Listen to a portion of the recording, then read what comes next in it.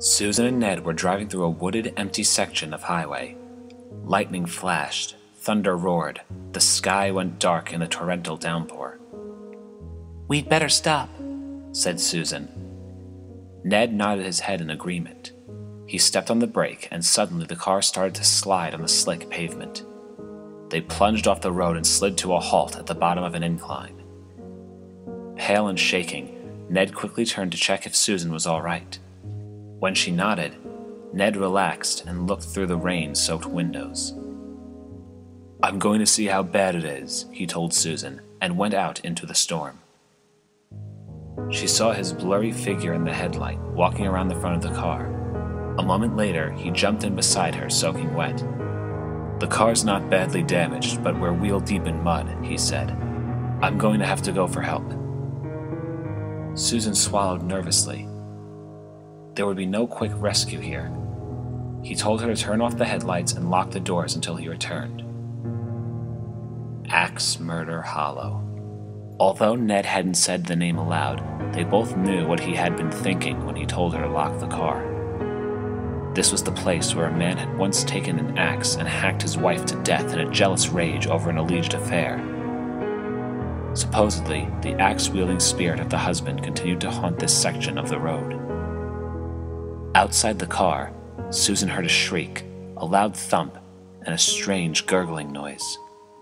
But she couldn't see anything in the darkness. Frightened, she shrank down into her seat. She sat in silence for a while, and then she noticed another sound. Bump, bump, bump. It was a soft sound, like something being blown by the wind. Suddenly, the car was illuminated by a bright light. An official-sounding voice told her to get out of the car. Ned must have found a police officer.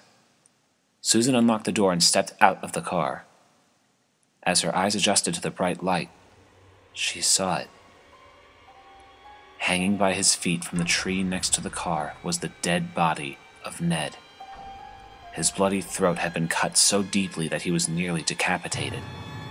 The wind swung his corpse back and forth so that it thumped against the tree. Bump, bump, bump. Susan screamed and ran toward the voice and the light.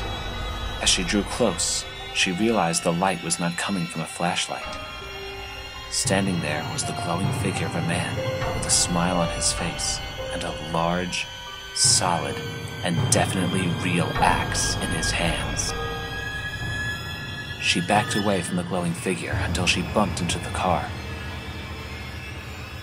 "Playing around while my back was turned," the ghost whispered, stroking the sharp blade of the axe with his fingers. "You've been very naughty." The last thing she saw was the glint of the axe blade in the eerie, incandescent light.